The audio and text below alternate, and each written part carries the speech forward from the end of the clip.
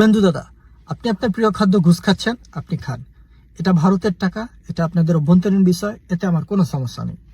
আপনি পশ্চিমবঙ্গের হোগা মারছেন, মারুন। এটা ভারতের অভ্যন্তরীণ বিষয়, এতেও আমার কোনো সমস্যা নেই। কিন্তু দাদা, আপনি যে আমাদের কোরবানি নিয়ে মজা মস্করা করবেন, সেটা তো ঠিক না দাদা। আপনার কাছে কোরবানির মাংস ভালো লাগেনি বিধায় আপনি কোরবানি ব্যান করে দিবেন, এটা কেমন কথা হলো দাদা? এটা তো আমার প্রিয় খাদ্য, এটা তো আমার গায়ে লাগছে।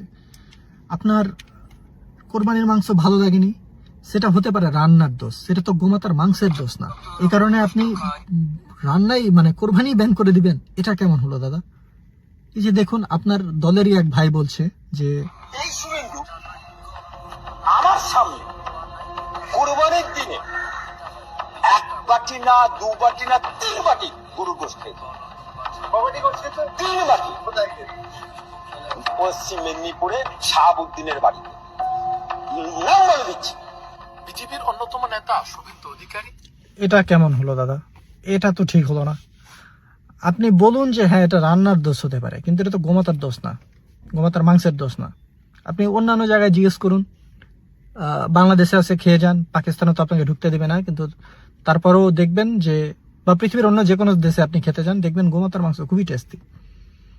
তো আপনার ভালো লাগেনি, সেটা আপনার পার্সোনাল বিষয়, এই জন্য আপনি কোরবানি ব্যান করে দেবেন, এটা কেমন কথা? এটা তো দাদা ন্যায় যুক্তিসঙ্গত হলো না। যদিও যুক্তির জও আপনার মাথায় ধরে না, কিন্তু এটা তো অন্যায় হয়ে যাবে দাদা।